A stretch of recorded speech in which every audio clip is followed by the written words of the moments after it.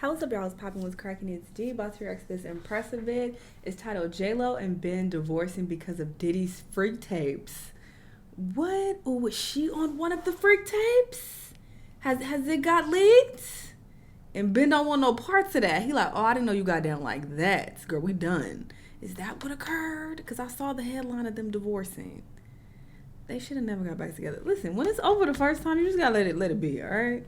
I don't advise that people spin the block, but whatever. Anyway, let's see what Impressive has to say. She's also talking about Beyonce, Megan, Nicki, etc. Let's watch.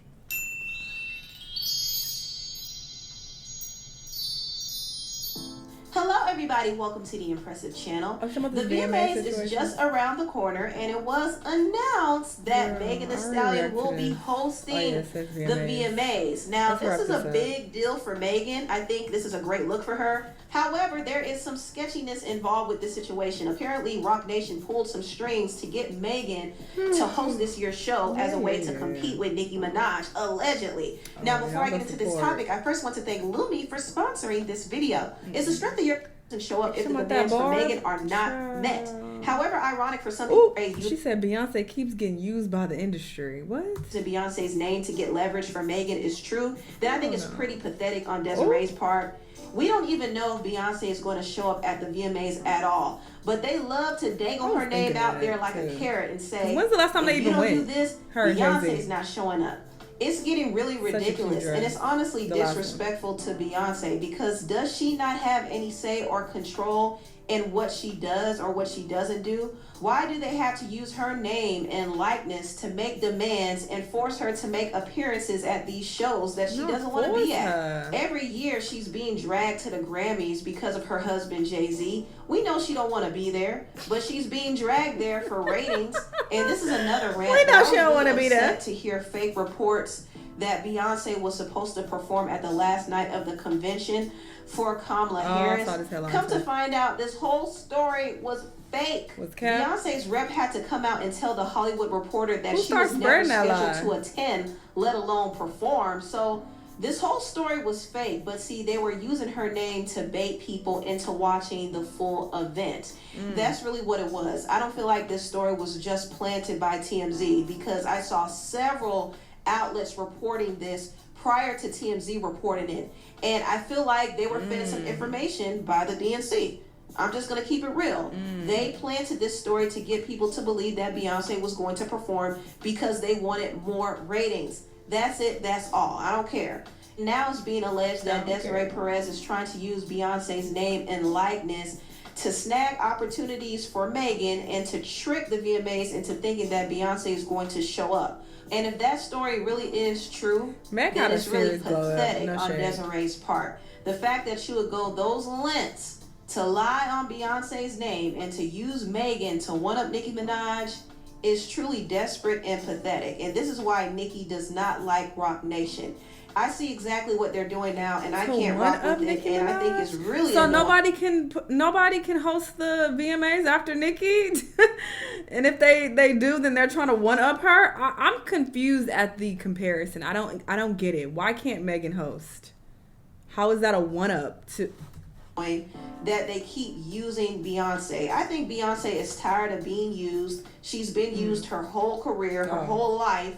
Even her husband is using her to promote his ventures and to promote his artists. I mean, she's tired. What artist? I think she's tired and she just wants to be left alone.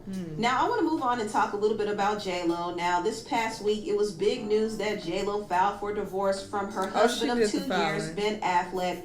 It was no surprise that this divorce was coming, because for months there have been rumors that the two were just not in a good place at all. I mean, this marriage was destined to fall apart because, unfortunately, Jennifer can't keep a man.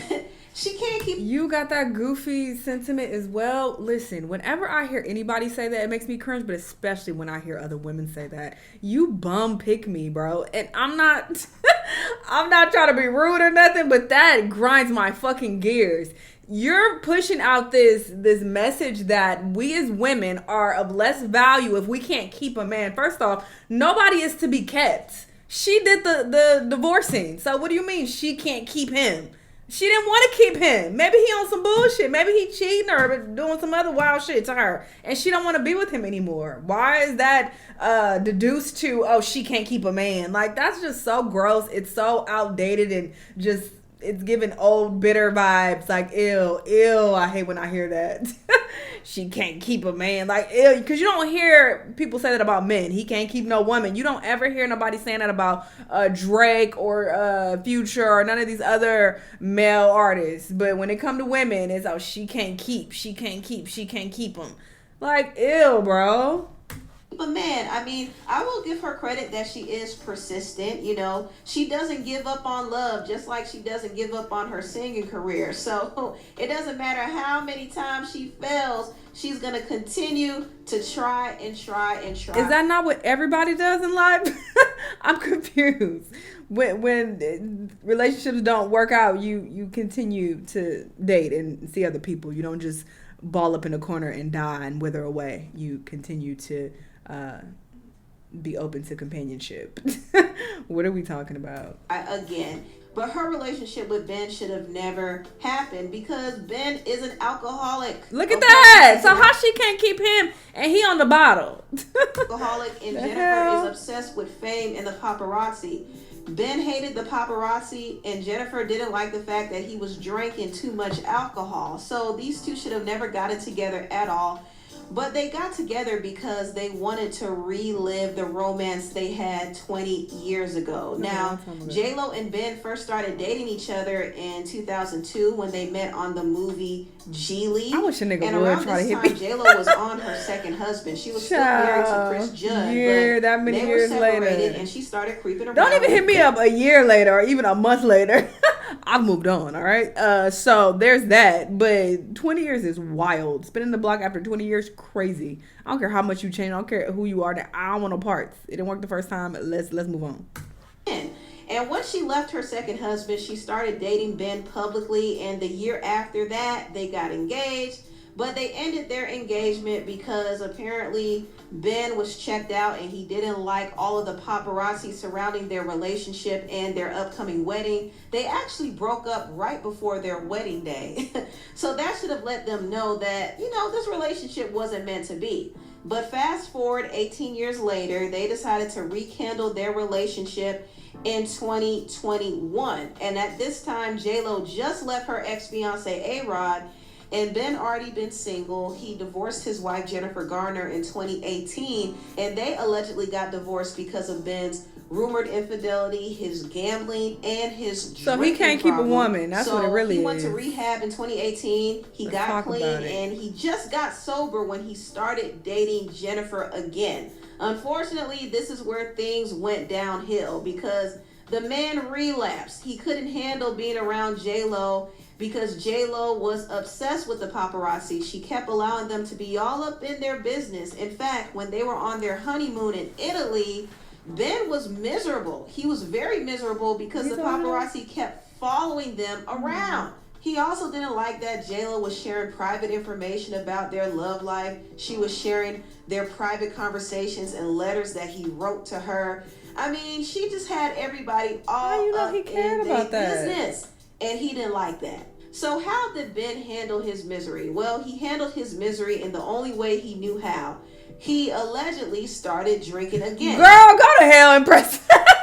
You know what? I let you get away with a lot of nonsense, but you can go to hell with this talking point. You saying that Jennifer drove him to drink because she was putting everybody in their business, so that caused him to drink? Girl. I don't want to hear this pig-me talk. Sorry.